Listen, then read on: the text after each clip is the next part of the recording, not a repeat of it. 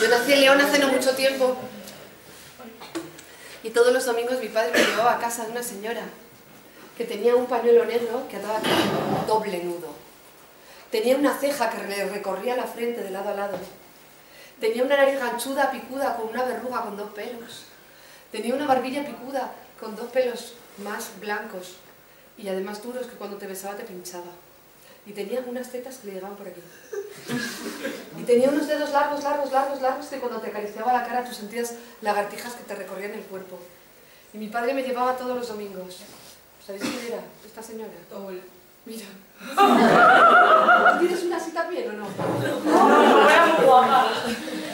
Yo cuando digo esto los niños me dicen ¡una bruja! Pues no, era mi abuela.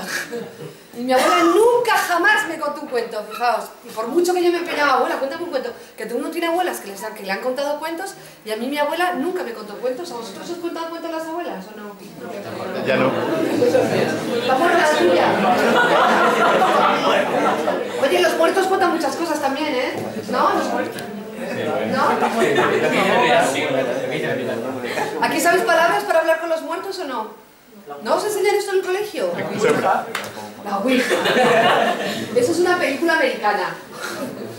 Bueno chicos, pues mi abuela nunca me contó un cuento. Cuando tenía 7 años, un día que me puse muy pesada y le dije, abuela, cuéntame un cuento. Me miró y me dijo, ¿que te cuente un cuento, que te cuente un cuento? La burra preñada y el burro contento.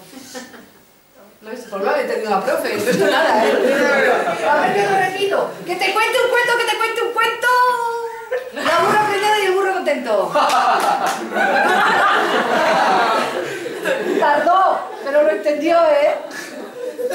Bueno, yo no lo entendí con 7 años, porque con 7 años yo de estas cosas no sabía. Me tocó luego aprenderlo en la vida más adelante. Ahora creo que lo enseñan en el colegio. ¿Tú en primaria has estado o no? Sí. ¿No?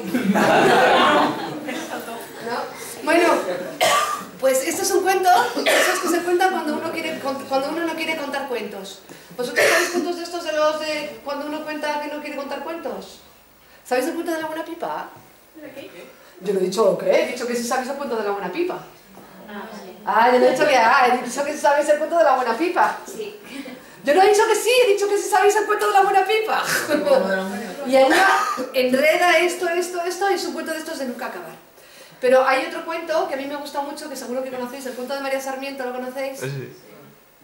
¿Esa es la historia de María Sarmiento? Que se fue a cagar y se la lluvia. Yo conozco una versión canaria. Esa es la historia del Periquillo Sarmiento, que se fue a cagar y se echó 3 vientos. Uno para Pedro, uno para Juan y otro para que vuelva a hablar. Bueno, hablaré yo, porque si no, no hablará nadie. Bueno, pues estos forman parte de una estirpe de cuentos que se cuentan cuando uno no quiere contar cuentos. Yo conozco uno de Murcia. ¿Aquí sabes murciano o no? ¿No sabes murciano aquí? Aquí en Extremadura los planes de estudio no incluyen el murciano. ¿Y qué os enseñan inglés? Que no sirve para nada. A ver, atención. Nociones de murciano. ¿Sabes qué es un sapico? No. Un sapo pequeñico. ¿Y un cardico? Un cardo pequeñico. Atención, historia de sapico. ¿Había una vez un sapico que se escondió detrás de un cardico? ¿Habéis visto qué cuento más bonito?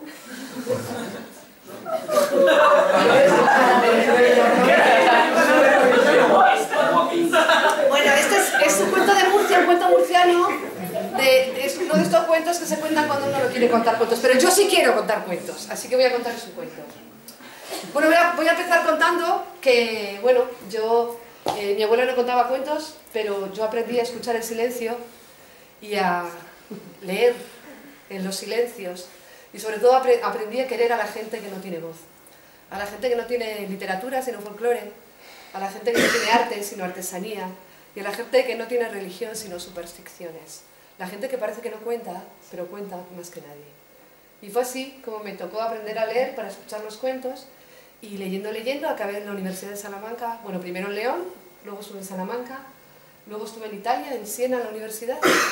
Y luego me doctoré, me licencié primero y luego me doctoré en la Universidad Autónoma de Madrid. Y aquí fue donde hice mi doctorado. Empecé el doctorado con un tema de tesis doctoral que se titulaba Neopopulismo en la lírica culta del siglo XX. Que cuando uno hace una tesis tiene que ponerle así un nombre raro para que parezca que uno hace algo científico e interesante. Que era como los poetas cultos del siglo XX entran en contacto con esto que se llama el pueblo a través del krausismo y la institución libre de enseñanza que trajo el romanticismo alemán a la península y comienzan a componer sus poemas, digamos, imitando a la gente que no tiene voz. Ese es el primer momento en que la literatura se empieza a considerar, pues Lorca y el romancero gitano, o Antonio Machado, o todos estos poetas de la generación del 98, de la del 27 y la del 14. Pero en el año 92, haciendo tesis, en la letra pequeña ponía un festival de narración oral escénica, y como mi tema era la oralidad, fui a ver qué era aquello, y me encontré dos narradores contando en un teatro con adultos, una narradora colombiana que se llama Carolina Rueda, y un narrador costarricense que se llama Moisés Medelevich, y estaban en un teatro en el Centro Cultural de la Villa, ellos solos en el escenario, sin ningún tipo de escenografía, y consiguieron tener callados a 150 españoles durante 1 hora y media. ¿No os parece una proeza esto? Vosotros escucháis bien, pero la gente en general no escucha. Yo dije, nadie va a leer, seguramente no va a leer tanta gente mi tesis, así que en ese momento dejé la tesis doctoral y empecé a contar. Como mi formación era universitaria, no tenía mucha experiencia escénica, empecé a formarme, pues hice un curso de clown, hice un curso de expresión corporal, hice un curso de voz para no dañarme la voz, hice un montón de cursos que tenían que ver con lo escénico y empecé a contar.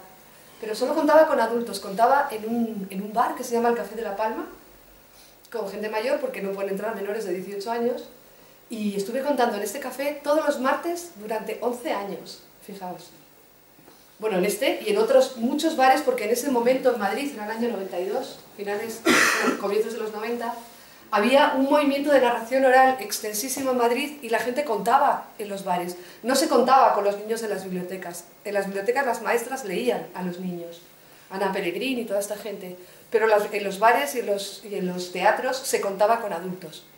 Un día en León, pasando el tiempo, me pusieron niños y tomé mis cuentos más populares y los adapté para niños y me gustó mucho la experiencia y empecé a contar con niños. Y ahora cuento con bebés también. Un día, contando con niños, me pusieron en un tatami 16 bebés. Y yo llegué y me pusieron así el pucherito porque yo era una presencia extraña y yo dije, uy, ¿qué les cuento a estos? Entonces me puse de rodillas en el tatami para no ser tan... La desproporción entre un bebé que está ahí y tú que estás aquí es muy enorme. Entonces me arrodillé, los miré y dije, ¿qué les cuento? Y les conté, dije, les voy a contar lo que quiero contar yo ahora. Y les conté un cuento de Julio Cortázar que se titula La noche boca arriba, que es un cuento en flashback, que comienza con un accidente de moto y la persona que está siendo conducida al hospital en una ambulancia comienza a delirar. Y no se sabe si es un azteca que va a ser matado, asesinado, y está en un rito solar, y está imaginando que es alguien que conduce un insecto de hierro, o un tipo que conduce una moto y que está alucinando con que es una azteca que va a ser... Bueno, es un cuento complicadísimo incluso de leer. Pues le contesto a los bebés.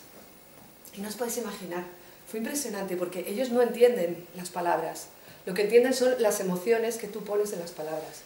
Y yo me di cuenta que cuando yo empezaba a contar así, blandito, y ellos hacían pompitas y se quedaban así todos relajados. Y cuando yo empezaba a contar y ponía mucha intriga en mi voz, hacían así. Y se quedaban todos crispados. Bueno, fijaos cómo fue la cosa de impresionante que llegó. La persona que llevaba los biberones llegó con 16 biberones y los niños ni la miraron. No le hicieron ningún caso. Me lo he puesto en el currículum. Que 16 bebés me prefirieron a un biberón. Es una cosa importantísima, ¿eh? Vosotros no tenéis bebés, pero...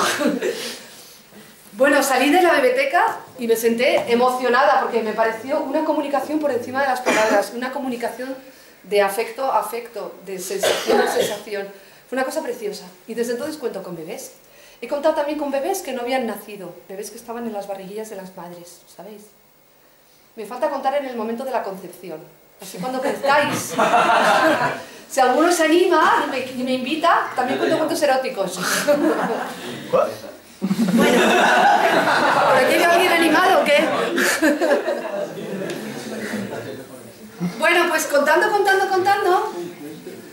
Al principio cuando contaba en los bares, que os contaba que contaban bares, como el público era muy fiel, el Café de la Palma está en la calle de La Palma, Malasaña, muy cerca de ICADE, que es la Universidad de los Jesuitas. Entonces venía mucho público de la universidad a escucharnos. Y como la gente se engancha a los cuentos, pues había que modificar repertorio muy deprisa, entonces nos agrupamos 4, 5 o 6 narradores en un grupo, y mi grupo se llamaba Griot. Y Griot es el nombre común que designa a los narradores de África. Y cuentan en África que los griots tienen un origen mítico. Y es que cuentan que en un pueblo en África sucedió algo prodigioso. ¿Sabéis qué sucedió? Que se murió un señor. Y esto que puede no parecer prodigioso porque la gente se muere habitualmente, todos, los que están vivos, los que están muertos ya no se mueren, son los únicos que no se mueren. Pues lo prodigioso fue que este señor se murió con una tremenda erección. Y claro, no se podía enterrar un señor con erección, no sé si sabéis, porque se le queda algo de su cuerpo fuera y luego uno tropieza. Y esto provoca disputas entre los vecinos. Entonces, el jefe de la tribu le propuso a la primera mujer del finado del muerto que yaciera, y yació. Y se quedó embarazada. Y parió un niño que nació dotado con el don de la palabra. Y esta es la manera mítica que tienen en África de explicar que los narradores, dicen en África, son hijos de un muerto y de una viva. Saben las historias de los que están allá, en el mundo de los muertos, y las traen a los que están acá. Es una manera mítica de explicar que los narradores contamos las historias de los que ya no están, de las tatarabuelas, las historias que hunden sus raíces en tiempos muy lejanos y las traemos a los que sí estáis, para que no os olvidéis de dónde venimos, quiénes somos y qué cosas mueven nuestra alma. Esa es la manera mítica que tienen los africanos de contar que somos los griots. Y por eso me llamo Griot, porque mi grupo se llamaba Griot, y empezaron a llamarme Ana la de Griot, Ana Griot, y con Ana Griot me quedé. Y de hecho mi nombre de contar no es Ana Cristina Herreros, es Ana Griot. Bueno, pues este es el origen de mi nombre y de mi afición por los cuentos. Cuando empecé a trabajar como narradora profesional, mi primer trabajo fue en una residencia de mayores municipal, en una zona de Madrid, que no os voy a decir cuál es porque solo soy experta en meter la pata y seguro que tenéis algún conocido por allí. Yo llegaba a la residencia de mayores y contaba. Y entonces el primer día me pusieron allí un montón de mayores y conté un cuento entero para que ellos vieran que yo sabía contar. Y el segundo cuento que conté, cuando estaba en el clímax, en la parte más importante, dije, me tengo que ir, mañana vuelvo. Y les dejé con un cuento a medias. Al día siguiente volví, conté el final de ese cuento y conté otro cuento que también dejé sin acabar. Y dije, me tengo que ir, mañana vuelvo. Y les contaba cuentos verdes, que a los abuelos les gustan los cuentos verdes. Me pusieron a los vegetativos. Y los vegetativos me guiñaban el ojo. Yo le decía a la médica, los vegetativos me guiñan el ojo. Y decía, no, eso es un acto reflejo. Y decía, ya, pues les da el acto reflejo cuando les tiene que dar. Bueno, no os podéis imaginar. Esto de dejar el cuento inconcluso es una técnica que utilizan los narradores de Siria, se llaman los hakabatis. Y ellos comienzan a contar su historia y cuando la historia está en el clímax, se interrumpen y acaban al día siguiente. Y van enlazando una historia con otra. Es la técnica de Sherezade en Las Mil y Una Noches, o la técnica de los culebrones de televisión, que cuando te vas a enterar si José Alfredo es hijo de Mercedes o no, te ponen los anuncios, ¿sí o no? Pues igual. Bueno, no os podéis imaginar cómo estaban mis abuelos interesados. Iban con el andador al hall cuando yo llegaba a las 8 de la tarde y me decían, ¿qué? ¿Cómo acaba el cuento? Y digo, miento que ya voy. Bueno, fue impresionante. El caso es que al cabo de unos meses llego a la residencia de mayores y me dice la directora de la residencia que quiere hablar conmigo. Me voy a su despacho y entonces me dice, Ana, esto no puede seguir así. Y yo pensé, se me habrán quejado los mayores. Fíjate que me extrañaba, pero aún así pregunté, ¿pero qué pasa? Y me dijo, pues mira, que ha venido un empleado municipal a hacer una pirámide de población. ¿Sabéis qué es una pirámide de población? Pues esto. Y desde hace 3 meses que llevas aquí trabajando, no se nos mueren los mayores, ha descendido la mortalidad vertiginosamente. Y yo dije, pues qué bien, ¿no? Y me dijeron, pues qué mal. Somos una residencia municipal y necesitamos las plazas. ¿Y sabéis qué pasó? Que me despidieron. ¿En serio? En serio. Y yo aprendí que una cosa muy importante, y es que esto de los cuentos sirve para animar a leer, para enseñar literatura, para un montón de cosas, pero lo más importante de los cuentos es que sirven para vivir, para prolongar la vida de la gente. La gente vive gracias a los cuentos, vive gracias a que alguien toma la palabra y cuenta una historia. Las historias son ventanas que se abren a otros mundos posibles. Los narradores hablamos de lo imposible para que un día sea posible. De hecho, todos los cuentos, sobre todo los cuentos infantiles, lo que está más presente es la justicia.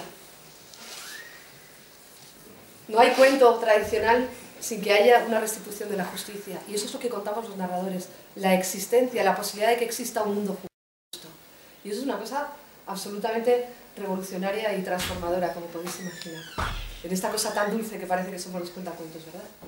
Bueno, pues en esta residencia de mayores, para que ellos, durante los 3 meses que trabajé, para que ellos trabajaran con su memoria, me dediqué a hacer un taller de anécdotas. Y como siempre me contaban cosas terribles, un día que les había contado un cuento de amor les pregunté si se acordaban de cuándo les habían dado el primer beso.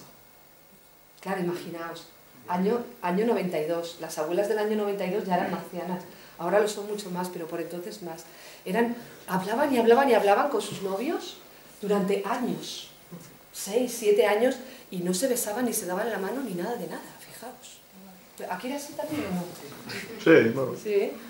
Bueno, ahora ya sé que no, pero antes era así. Bueno, el caso es que una nos contó que ella llevaba 7 años de novia y se casó con su novio. Pero claro, habían organizado la boda y la semana que había organizado la boda se le murió un pariente. Pero no eran las comunicaciones como ahora, no pudieron cancelar la boda porque ya estaba todo el mundo en camino al pueblo. El pueblo es Hoyo de Manzanares, que está en la zona norte de Madrid, que no es donde está la residencia. Entonces se casaron, pero se tuvo que casar de luto, vestida de negro. Y cuando estabas de luto no te podías besar, porque era pecado. Entonces no se dio un beso con su marido en la iglesia. Y se fueron de viaje de novios a Chamberí.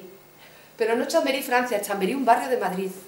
A casa de una tía que tenía ascensor. Fijaos, qué dispendio.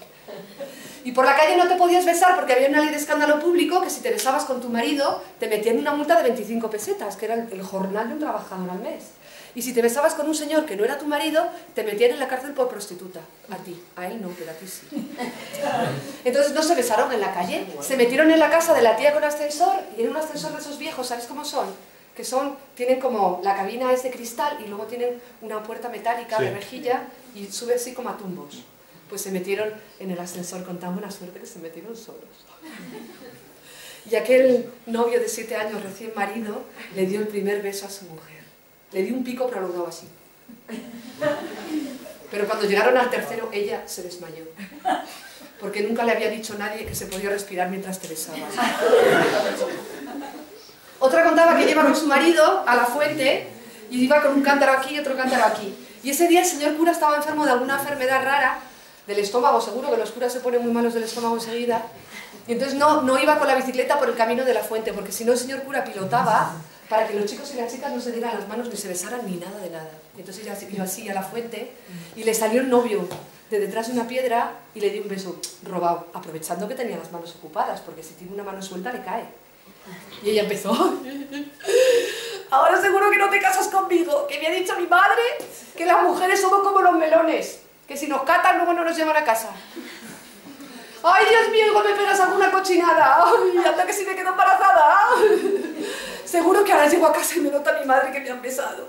Y se metió en su casa por la puerta de detrás. Y para que la madre no le notara el beso, cogió un estropajo y se frotó. Y se frotó tanto el morro para borrarse el beso que se despellejó el morro. Y la madre se lo notó y le pegó. Fijaos. Todas sabían un refrán. A ver si sabéis aquí este refrán. Besos y abrazos no hacen muchachos, pero toca la víspera. ¿Lo habéis entendido este o no? A ver, que lo repito. Besos y abrazos no hacen muchachos, pero toca la víspera. ¿Sí? Si no, que os lo expliquen los profes en clase luego. Bonito refrán. Bueno, ellos también contaban. Un señor nos contó que la aproximación entre chicos y chicas se producía una vez al año en la fiesta del Santo Patrón. Entonces ese día había que aprovechar. Ese día él se bañaba. No sabemos si se bañaba el resto del año, pero ese día se bañaba. Se mudaba, o sea, se cambiaba de calzoncillo y de camiseta. Se ponía los pantalones que le planchaba su madre, la camisa almidoná y las alpargatas de bailar. Y antes de salir a la fiesta del Santo Patrón, que había primero misa y luego verbena en la ermita, y entonces se podía bailar con las chicas. Eso sí, el señor cura decía en la iglesia que la manera honrada de bailar con una chica era que entre tú y la chica pasara un carro de hierba. Pero esto era así a las 5 de la tarde, luego bajaba la iluminación, el señor cura se atizaba un par de copas de anís y bajaba la guardia, entonces ya los chicos y las chicas se arrimaban. Entonces este señor nos contó que se preparaba bien preparado. Yo os lo cuento por si a alguien le vale el truco. Él se ponía para un lado la cosa y para el otro lado se metía una cebolleta, tamaño mediano, que conviene no exagerar. Veo gente interesada por ahí. Entonces cuando bailaba con la chica, primero con la distancia reglamentaria, pero a medida que iba bajando la luz, iba arrimando a la chica, y cuando la tenía cerca, le arrimaba la cebolleta. Que de ahí viene la expresión arrimar cebolleta, por si no lo sabíais. Y cuando a ella notaba aquello duro, se ponía al otro lado, y decía, ¡y ahí estaba la buena! Bueno, pues en esta época en que los chicos y las chicas hablaban y solo hablaban, es la época en la que quiero que os situéis. ¿Tú lo has pillado ya o no? En esta época en que los chicos y las chicas hablaban y solo hablaban, es la época en la que quiero que os situéis para contaros la historia que os quiero contar ahora. Si se trata de tomar unas cervecitas en la taberna, de echar una partida de cartas con algún amigo, o de echar algún baile con alguna chica a la fiesta del santo patrón, él, el primero. Pero de mujeres nada, ¿eh?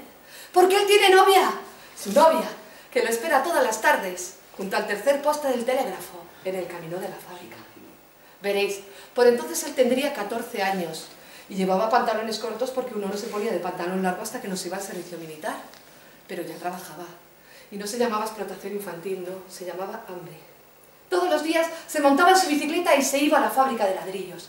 Y luego volvía, pedaleando como un loco con un hambre tremenda, a comer a casa de su madre. Y aquel día volvía pedaleando por el camino de la fábrica cuando de pronto sintió cierta sequedad en la garganta. Y entonces vio una pared de ladrillo y por encima de la pared un ciruelo que asomaba a su rama cargadito de ciruelas. Y sintió el sabor de las ciruelas y decidió parar a comerse una ciruela. Así que frenó la bicicleta, se desmontó a la americana, para atrás, dejó la bicicleta apoyada y se dio cuenta de que no iba a poder llegar al ciruelo. Pero en ese momento la vio venir a ella. Ella venía por el camino que daba a las huertas con un cesto de paja aquí bien agarrado, lleno de tomates. Ella tendría 19 años y era toda una mujer. Cuando la tuvo a 4 pasos, el muchacho se plantó enfrente de ella y le dijo, «Oye, tú, ¿me haces escalera?» Y ella dijo, «Vale». Entrelazó los dedos, el muchacho puso un pie y se encaramó a la rama del ciruelo. Se sacó los faldones de la camisa y empezó a echar ciruelas. Y cuando consideró que tenía suficientes, hizo un nudo, saltó, se plantó enfrente de ella y le dijo, «¿Pones esto? ¡Que vamos a medias!» Y ella le miró y le dijo, «No, gracias». Y a él no le gustaba que le dijeran que no, porque él por las buenas muy bueno, pero por las malas muy malo. Fijaos cómo era que cuando cometía alguna fechoría y su padre le quería dar una buena tunda, esperaba que se durmiera porque despierto no podía pegarle. Así que aquello de no gracias no le hizo ninguna gracia. Me mira así de arriba abajo y dijo, ¿qué pasa? ¿Que no te gustan las ciruelas o qué? Y ella le miró y dijo, pues es que verás, la casa, el pajar y el ciruelo son de mi padre. Y yo como ciruelas cuando quiero. Y aquello no le gustó nada, La miró así, le dijo, conmigo está grachula, que te doy un soplamoco, que te vuelvo la cara al revés. Y se montó la bicicleta y se fue. Una semana más tarde la volvió a ver y esta vez le hizo el gesto más cariñoso que se le ocurrió. Soltó las manos del manillar y sin dejar de pedalear le hizo... Y una semana más tarde lo volvió a ver, esta vez le dijo un piropo. ¡Flacucha! Y como un mes más tarde la volvió a ver, pero esta vez ella no estaba sola. Estaba con un muchacho del pueblo de 25 años, ancho, como un armario ropero de 4 cuerpos. Y a él le dio una cosa que no supo muy bien cómo describir ni cómo nombrar porque nunca la había sentido antes. Aceleró la bicicleta y cuando estuvo a la altura de la pareja, soltó las manos del manillar, le pegó un empujón al muchachón y lo dejó pachurrado en el suelo. Y luego siguió pedaleando. No había pedaleado mucho cuando escuchó una voz por ahí detrás que decía, «Hijo de...». Uy, al que le inventara a la madre no, porque por la buena muy bueno, pero por las malas muy malo. Frenó la bicicleta, se bajó, cogió una piedra del suelo y le pegó una pedra al muchachón. 7 puntos que le dieron aquí. Y luego se fue pedaleando, no porque tuviera miedo, por precaución. Estuvo una semana sin volver por el camino de la fábrica por precaución, pero al cabo de una semana volvió. Y allí estaba, ella, sola. Se bajó de la bicicleta y le dijo, «¿Tú pasas sola o pasas conmigo?» Y ella le miró y dijo, «Uy, hablas como si fueras mi novio». «Pues eso, que si quieres salir conmigo». Y entonces ella le miró y le dijo, a ver, yo tengo 19 años, tú tienes 14, eres menor, si por lo menos tuvieras 18. Y entonces él la miró y le dijo, «Buah, Pues eso tiene fácil arreglo. Me esperas 4 años y ya está. Oye, la pilló con el pie cruzado que le dijo que sí. 4 años lo esperó. Todos los días él pasaba con su bicicleta por el camino de la fábrica. No se bajaba. Soltaba una mano del manillar y saludaba. ¡Adiós, flacucha! Ella también saludaba. ¡Adiós! Cuando llovía ella tenía un buen paraguas abierto. Y pasaron los 4 años porque todo pasa. Y el día en que el muchacho cumplió los 18 se fue al camino de la fábrica a pedirle salir a su novia. Dijo, ¿qué? ¿Ya tengo 18? ¡Salimos!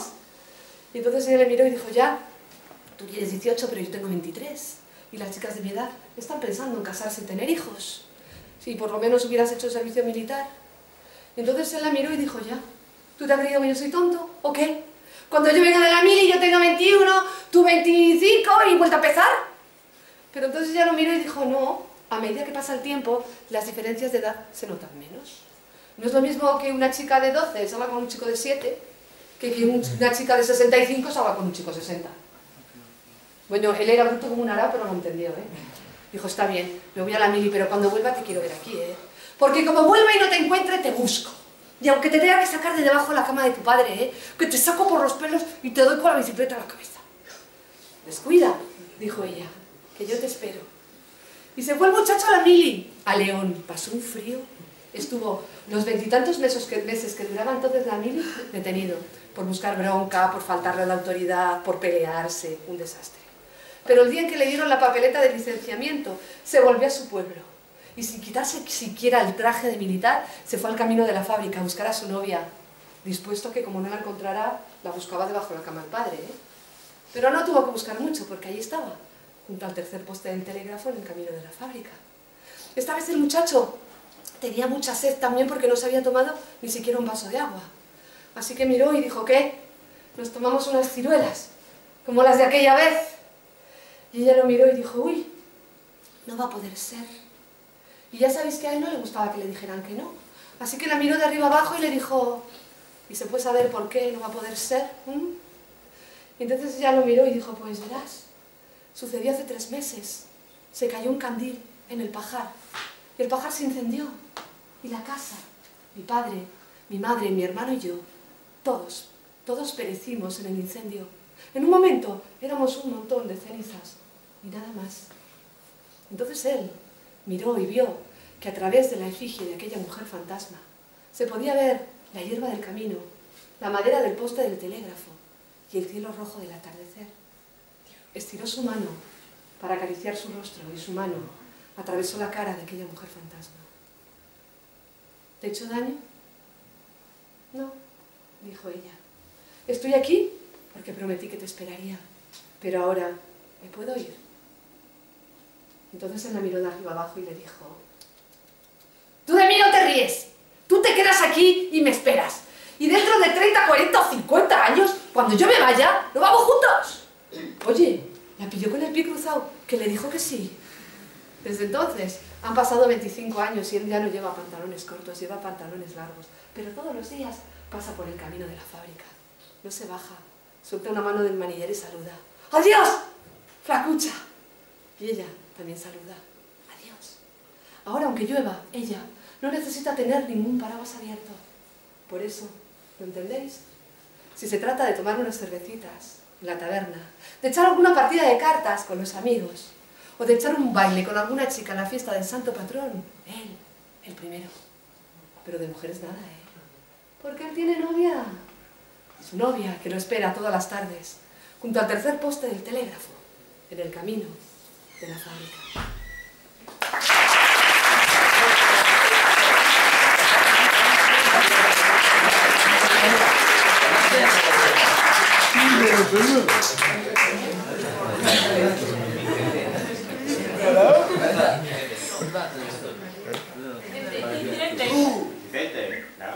Vicente. Dime.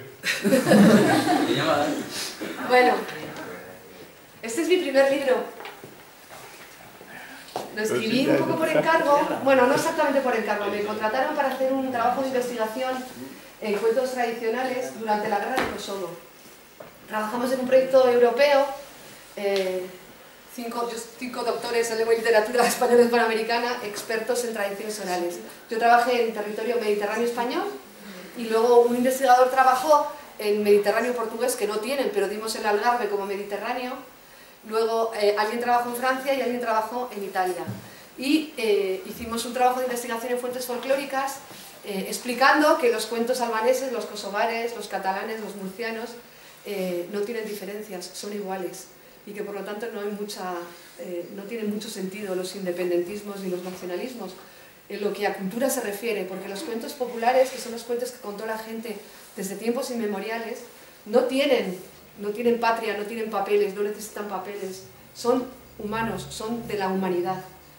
Entonces con ese material hice este libro, y con este libro era mucho más extenso, pero como SM es una editorial religiosa, marianista, pues muchos cuentos no les parecieron bien y entonces me los devolvieron, y con los cuentos que me devolvieron hice una edición para Siruela. ¿Sabéis? ¿La editorial Siruela os suena? Sí. Siruela es una localidad extremeña, propiedad de la duquesa de Alba, casi toda. Y su hijo, uno de sus hijos es el conde de Siruela, y por eso la editorial se llama Siruela, en honor al hijo listo de la señora duquesa de Alba. Bueno, y con estos dos libros, Los cuentos del Mediterráneo de Siruela y los de SM, en el año 2012 me dieron un premio por eso. ¿Y por qué ando yo con esto? Mirad.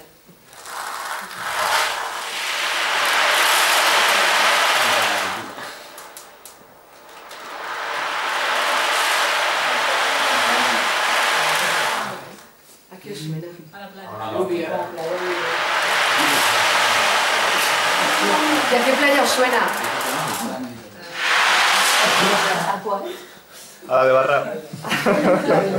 Bueno, el otro día en Cáceres, en un cole, me dijo un niño que aquí en Cáceres había mar. Me dijo, ¿a mar de Cáceres? Digo, aquí en Cáceres tienen mar. Lo han debido llevar a un pantano al pobre y le han dicho que será el mar. ¿Qué os parece? Se llamaba Abundio, el niño, pobrecito. Ese es el mar Mediterráneo.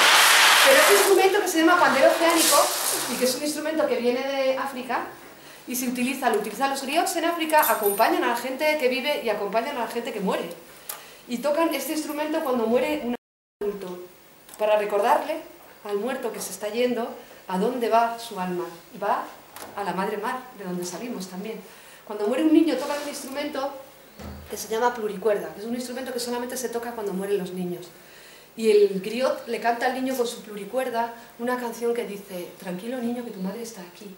Tranquilo niño, que tu madre está allí, para que el niño muera con la certeza de que del otro lado, en la muerte, también hay una madre que te recibe. Bueno, pues por esos dos libros del Mediterráneo y por andar con este mar Mediterráneo, y como os decía, esto tiene más mares, mirad, este es otro mar.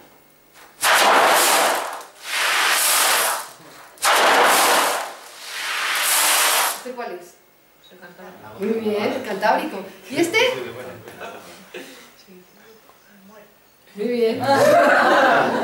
El mar muerto. A veces se me convierten en marzanares. El marzanares es el que tenemos en Madrid. O el de Cáceres. El de Cáceres de Abundio. Bueno, pues por andar con este pandero oceánico y por mis libros del Mediterráneo me dieron un premio que compartí con una señora muy importante que se llama Michelle Obama. ¿La conocéis a esta? Sí, un poco. Un poco, ¿verdad? Entregaba el premio a la Fundación Dieta Mediterránea. Y la presidenta de la fundación entregaba el premio, que es la infanta Cristina. ¿Esta la conocéis? Pero se le portó el marido mal y no la dejaron venir. Yo, como me porté bien, fui. Bueno, pues me dieron un premio, como os digo, por esos dos libros. El premio de la fundación, la mención de honor de la Fundación Dieta Mediterránea. A mí me dieron el premio por trabajar, a Michelle Obama por tener una fundación que se llama Let's Move, que lucha contra la obesidad infantil, porque ese año el tema del congreso era la obesidad. Bueno, después de estos dos libros escribí este otro libro que le dieron el premio al libro mejor editado del año, en el 2009. Se llama El libro de monstruos españoles. Y a mí me gusta mucho hablar de las cosas que la gente no quiere hablar. Y los monstruos son una cosa... ¿Conocéis monstruos españoles vosotros?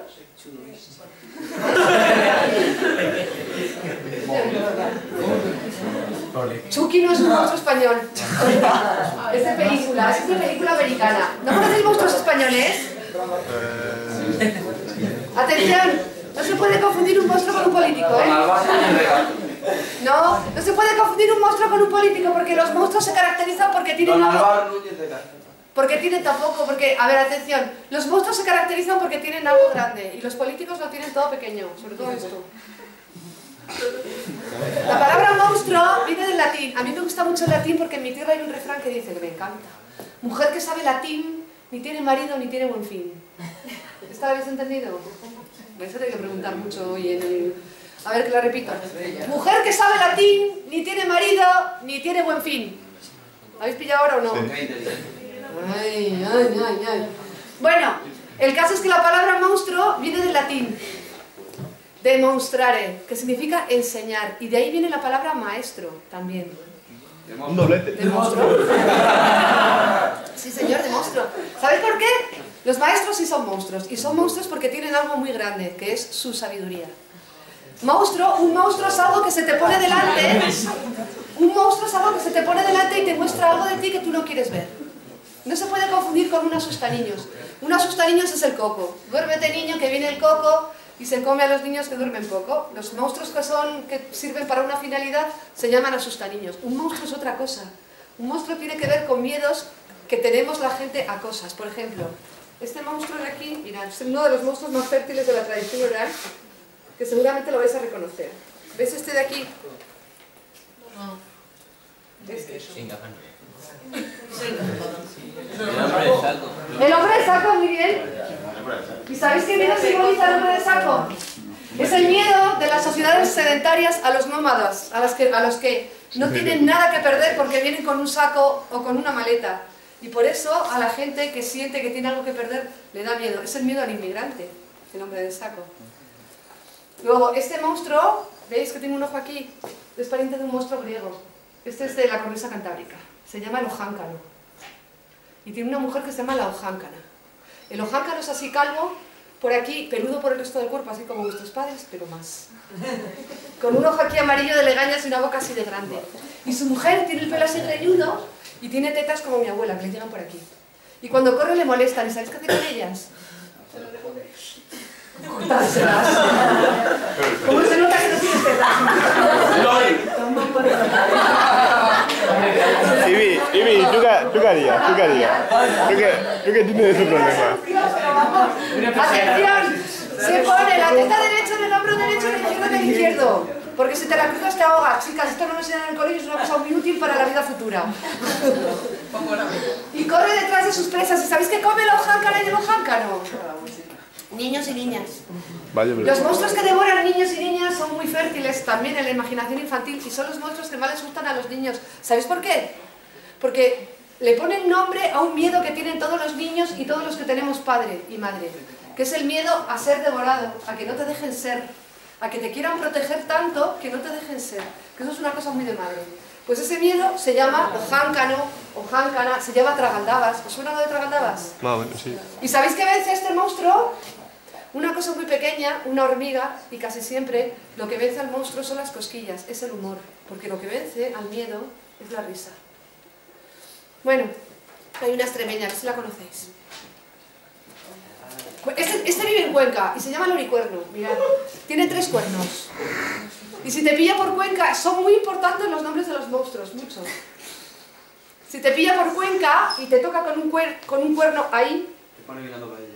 no. Si eres chico, se te cae la cola y te convierte en chica. Pues mira. Y si eres chica, te sale cola y te convierte en chico. Por eso se llama oricuerno, porque es el que da el origen con el cuerno. Y esta de aquí es extremeña. ¿Sabéis cómo se llama? La serrana de la Vera. Muy bien. Es una mujer normal, pero con pata de caballo. En el País Vasco tienen pata de pato. Y son las parientes de un monstruo griego que se llama la lamia. Y de hecho en el País Vasco se llaman lamias. ¿Y sabéis qué come esta? ¿Sabéis qué come o no? Pues deberíais saberlo, que la tenéis por ahí cerca. Come pastores. Pero solamente no se come a los que saben tocar la flauta. ¿De verdad? Claro. Que por eso en el colegio nos enseñan a tocar la flauta. ¿Aquí nos enseñan a tocar la flauta? Sí. Ahora como nos han quitado la música de los planes de estudio, no se va a poder venir a Extremadura. Porque te come la serrana de la Vera. ¿Y estas? Esta es una sirena, pero estas de aquí se llaman, en Cataluña se llaman donas d'aigua, donas d'aigo en Baleares, anjanas en Cantabria, Llanas en Asturias, y aquí se llaman mozas de agua, y viven en las fuentes, en los nacimientos de las fuentes o de los ríos. Y como les contaminan las fuentes y los ríos y no viven entre cochinadas, a veces se casan con señores normales y corrientes y tienen hijos. La manera de distinguir una moza de agua de una madre normal, ¿sabéis cuál es? Hay que vigilarle las costumbres a la madre. Si tenéis madre que plancha de noche, ¿no? Por ahí veo que sí. O también lavan de noche. Pues si tenéis madre que plancha de noche o lava de noche, tenéis entonces que fijaros en vuestro padre. Porque estas producen una cosa que se llama embobamiento. ¿Os habéis enamorado ya o no? ¿No? ¿Os habéis enamorado? No. Y que eso sería de chicos tenéis en este cole, que no se han enamorado todavía. Bueno, uno sabe que está enamorado cuando se le desencaja la mandibulilla así para abajo, así. La lengua para afuera. Se le cae la babita por aquí y cuando estira la mano le mete un dedo en el ojo al compañero. Cuando a uno le pasan estas cosas es que está enamorado. Bueno, el embobamiento de mujer normal y corriente dura 2 años, se siente. Pero el de moza de agua dura 500 años. Entonces, si tenéis una madre que plancha de noche o que cocina de noche, tenéis que vigilar a vuestro padre. Si vuestro padre pone cara de mirar el fútbol cuando mira a vuestra madre, tenéis una moza de agua por dentro. No pasa nada, porque son muy buenas madres, ¿eh? Bueno, este es el libro de monstruos. Después de este libro de monstruos, descubrí que tenía un montón de historias de brujas. Y decidí hacer un libro de brujas que es este, que le pasaron cosas a este libro. Me contrataron en Castellón en la Universidad Jaume I para dar una conferencia sobre monstruas, sobre la ideación de la mujer como monstruo en la historia. Y me fui yo a dar mi conferencia y era a finales de marzo con mi libro casi acabado. Venían unos investigadores de Aragón, expertos en brujas, y yo quería completar mi corpus de brujas con la información que ellos me dieran, así que me llevé mi ordenador para acabar el libro en Castellón. Pero después del congreso yo me iba a contar a Barcelona, entonces cogí mi tren, me fui a Barcelona, me recogieron en la estación de Sants y me llevaban a la estación de França porque enfrente estaba mi hotel. Y la persona que me llevaba me dijo, sal y pregunta si podemos aparcar aquí un momento. Entonces yo salí y cuando volví al coche, después de preguntar en el hotel si podíamos aparcar, que me habían dicho que sí, me dice mi compañero, me ha pasado una cosa más rara, me han golpeado el cristal, me han gritado en 3 idiomas y de pronto miro y me habían robado la mochila con una técnica que es alguien te golpea el cristal por un lado, el cristal de la persona que conduce, y mientras tú estás despistado mirando qué sucede, alguien abre la puerta del otro lado y se lleva lo que haya.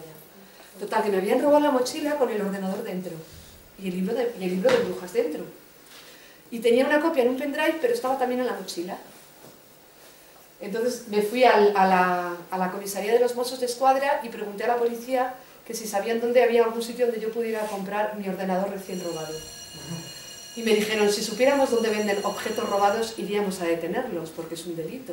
Y a usted también, porque es un delito comprar objetos robados. Así que nada, me quedé sin un libro de brujas, pero yo pensé, me tocó volver a escribirlo. Pero el libro empezaba por las brujas gallegas, en honor a mi madre, que es gallega. Y yo dije, estas son las brujas catalanas que se sienten mal representadas. Así que el libro comienza por las brujas mediterráneas, por las catalanas. Me dieron un nuevo plazo, volví, en ese momento me habían robado también el pasaporte y me tuvieron que sacar uno de emergencia porque me fui a Jordania a contar a casa de una señora que se llama Rania. ¿La conocéis a esta o no? Pues estuve contando con la Rania y los niños en Jordania, les conté cuentos de monstruos a la reina Rania y de cacas y de cosas así que se lo pasaron las experiencias, no os podéis imaginar de bien. Bueno, el caso es que me dieron un nuevo plazo, volví a escribir el libro, lo entregué a la editorial, lo corrigieron, me lo dieron para revisar. Yo me había comprado un ordenador pequeñito de estos que no tienen disquetera de CD, sino puertos USB. Y entonces iba yo en mi avión, camino de La Habana, a un congreso internacional de narradores a contar, y al llegar a La Habana, en las maniobras de aproximación, hubo un bache aéreo y se me formateó el disco duro del ordenador. Entonces tenía ordenador, bueno, ya tenía una copia en un disco duro externo, la editorial tenía copia, etcétera, etcétera, pero no tenía ordenador. Entonces llamé al informático de la editorial y me puso en una nube un sistema operativo y un Office, pero en Cuba no hay banda ancha y no bajaba. Así que andaba yo desesperada pensando cómo iba a acabar yo mi libro, cuando en el malecón me encontré con un chico así como de 25 años que me dijo, ¿qué le pasa? Le conté. Y él me dijo, no se preocupe que yo se lo arreglo. Y yo dije, toma, y le entregué mi ordenador. No lo conocía de nada, pero ¿qué podía perder si no tenía ordenador? Y al día siguiente vino con el ordenador arreglado y le dije, ¿qué te debo? Y me dijo, 2 helados en Copelia. Copelia es una heladería famosísima en Cuba, en La Habana, a la que no pudieron entrar los cubanos. Entonces yo entré, le compré los 2 helados, salí, bueno, compré 4 helados y me senté con él allí en un banquito a comer los helados. ¿Y por qué no pueden comer? ¿Que por qué no pueden? Porque en Cuba hay, ahora ya creo que estas cosas se han liberalizado. Pero en Cuba hay lugares donde pueden entrar los turistas porque pagan con una moneda que se llama... Uy, ¿cómo se llama la moneda? Bueno, hay una moneda para turistas y hay otra moneda para cubanos. Entonces, en esos sitios solo se puede pagar con la moneda de turista, que es equiparable al dólar. No se llama dólar, se llama de otra manera. Pero bueno, no importa. El caso es que yo dije, las brujas americanas que se sienten más representadas. Y mi libro acaba con un cuento que se titula Las brujas vuelan a La Habana. Total, que nada, acabé el libro, lo mandé a la editorial y entró en imprenta, pero de pronto me llama mi compañero de imprenta y me dice que se ha estropeado la imprenta con mi libro dentro. Entonces tuvieron que sacar el papel que usamos en Siruela se le compra al Dalai Lama, que tiene una industria papelera noruega, y nada, nos mandó el papel, volvimos a meter el libro en la imprenta y el libro llegó a la editorial, ¿sabéis qué fecha? Martes 13 de octubre, así que está embrujado. Me hicieron una entrevista en un sitio, para la televisión de Castilla y León, en un programa que se llama Silencio se lee. Si ponéis Silencio se lee, Ana Cristina Herreros, sale la entrevista y podréis ver lo que os cuento.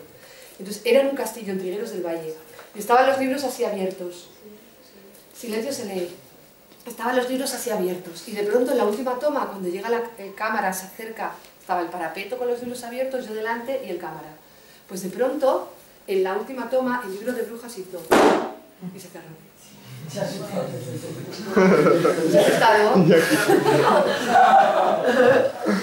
¡Ay, qué miedo! Así que fijaos, está embrujado. Si alguien se lo lleva a casa y le empieza a hacer tonterías, le tiene que echar un poco de sal por encima. ¿Vale? Porque a veces hace tonterías. Bueno, después de este libro, acabo ya corriendo. No es verdad. ¡Uy! Insisto, era de brujas. Después de este libro de brujas, hice este que se llama Geografía Mágica, que es una geología. Cuenta cómo se configuró el paisaje, pero está contado desde el punto de vista de las leyendas tradicionales. Y le dieron el premio Libro Mejor Editado en el 2011 y además le dieron otro premio al ilustrador más joven, porque Carlos Arrojo, que es el ilustrador, tenía 29 años cuando ilustró el libro y hizo un trabajo precioso. Mirad, esto es un mapa mágica de la península ibérica, España y Portugal, porque es una geografía peninsular. Mirad, estas son 2 montañas enamoradas, Ratal y Gabardiella. Mirad que en Aragón se les enamoran, son tan de amor que se les enamoran las montañas y todo. Se enamoran, se pelean, se matan, de todo. Bueno, pues esta es la geografía mágica. Después de la geografía mágica, bueno, en medio hice los 25 cuentos populares de miedo, que están aquí, que son estos. Y después de la geografía mágica y los cuentos de miedo, hice una cosa sobre el ratón Pérez, que es esto. Que es una historia del capitalismo, pero contada en forma de ratón. Para gente de todas las edades. Porque los cuentos populares nunca fueron para niños, se contaban entre adultos. Y luego el último en Siruela, es este, que se llama Cuentos Populares de la Madre Muerte. Y son 44 cuentos, 4 es el número cabalístico de la muerte, y en chino 44 también es el número de morirse. Entonces son 44 cuentos sobre la muerte. Pero sobre la muerte madre, sobre la muerte vientre, al cual regresamos cuando nuestro tiempo sobre la tierra se ha acabado. Es un poco circular la historia porque recoge un cuento que echaron de este libro porque les pareció poco teológico, que es el cuento de la muerte madrina, y está prácticamente en casi todos los libros, aparece ese cuento en alguna versión, pero está en los cuentos de la madre muerte. Hace poco presenté el libro en la Librería de Mujeres de Madrid y cuando acabé de presentar vino una mujer y me abrazó y me pidió que le firmara el libro y me contó que le habían regalado el libro y que el libro de los cuentos populares de la madre muerte se estaba utilizando en el Hospital 12 de Octubre en cuidados paliativos, donde la gente que está enferma de cáncer en fase terminal está allí esperando la muerte. Y esta mujer le cuenta los cuentos que están contenidos en mi libro para que aprendan a morir con serenidad. Porque hay que aprender a morir también.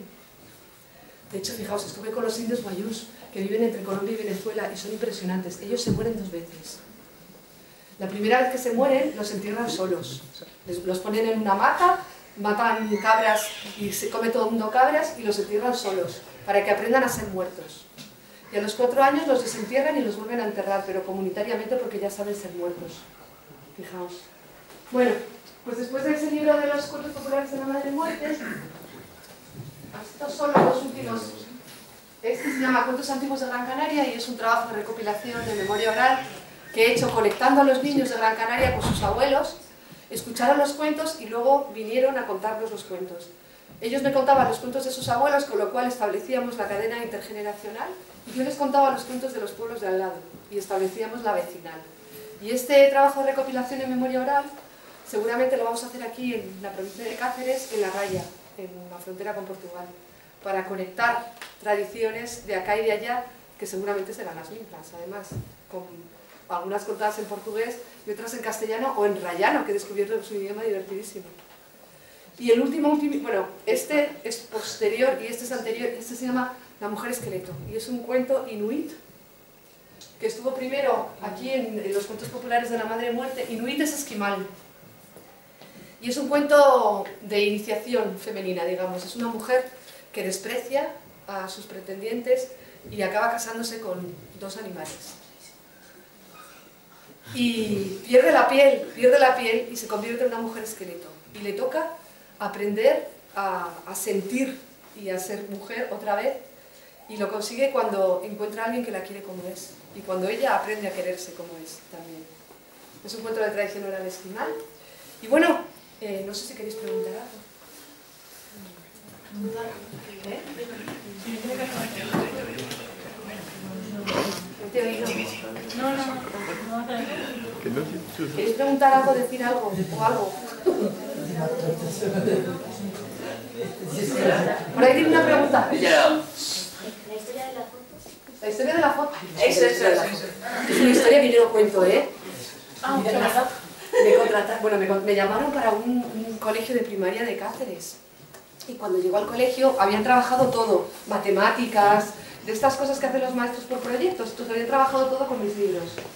Y claro, estaba esperadísima. Entonces llego y veo en la puerta del centro escolar una foto que me hizo un periodista un día que tenía gripe y que parece un conejo, porque tenía fiebre y tengo el pelazo todo pegado, con el niño así, con un pañuelo aquí toda, con una cara de fiebre horrible. Y veo esa foto horrorosa, que se la bajaron de internet seguro, pegada fuera de... Nos visita la autora Ana Cristina Herreros y esa foto horrible dentro. Y dentro veo esa foto, toda mona, y le digo a la directora, oye, ¿por qué no habéis puesto esa foto fuera también? Y me dice, la pusimos. Pero como se te ve el canalillo, se nos han quejado las madres, porque es de que los padres hacían cola para mirar el canalillo. No, sí que no lo dijiste tú. Así que me pusieron foto con gripe. ¿Qué os parece la historia de la foto? Entonces cuando la veo me hace una ilusión, digo, mira. ¿No? No. ¿Qué te lo digo? Bueno, ¿alguien quiere decir algo? Ve por ahí. Cuéntanos una historia que contaste a los mayores. ¿Que os cuente el qué? De las verdes. No les conté historias verdes a los mayores. A los mayores les conté cuentos populares. ¿Queréis que os cuente una historia verde? Venga. ¿Puedo? Sí. ¿Profes, puedo o no? Sí. Bueno, yo soy de León, ¿os he dicho que soy de León? A ver, pero ¿puedo contar una historia? Esta tarde, chicos, me voy al CPR a ver un taller sobre tradición oral y escuela. Y después de las 2 horas de taller tengo una función de cuentos con los maestros y las maestras de todo Cáceres y me han pedido que les cuente cuentos eróticos. Bueno, os voy a contar uno de los que les voy a contar esta noche, ¿vale? Pero esto es un secreto que no pagáis. Esto es un secreto que quede aquí. Yo os he dicho que soy de León, ¿verdad? En León existe una tradición que se llama el filandón, que en Asturias y Galicia se llama la fiada, y en el norte de Italia se llama il filó. Y estas tradiciones tienen que ver con mujeres que hilan, y mientras hilan, cuentan historias. Hay filandones de casadas y filandones de solteras. En los filandones de casadas se habla de los maridos, y se cuentan cuentos verdes. Y en los filandones de solteras se cuentan cuentos de animales, de princesas, y se habla de los novios. En los filandones de solteras, cuando acaba el filandón, vienen los chicos del pueblo y les tocan la bandurria. que no es una cochinada, es un instrumento de cuerda que se toca así. Y en los de casadas no viene nadie, que para eso se han casado. Que casada significa, que lo sepáis chicas, que vuelve a casa sola. Bueno, ¿queréis que os cuente un cuento de Flandón, de casadas o de solteras? Venga, que os cuento de casadas. Es un cuento de fiada. Cuentan las gallegas que allá en el comienzo de los tiempos estaba Dios. Y Dios se pasaba todo el día bordando.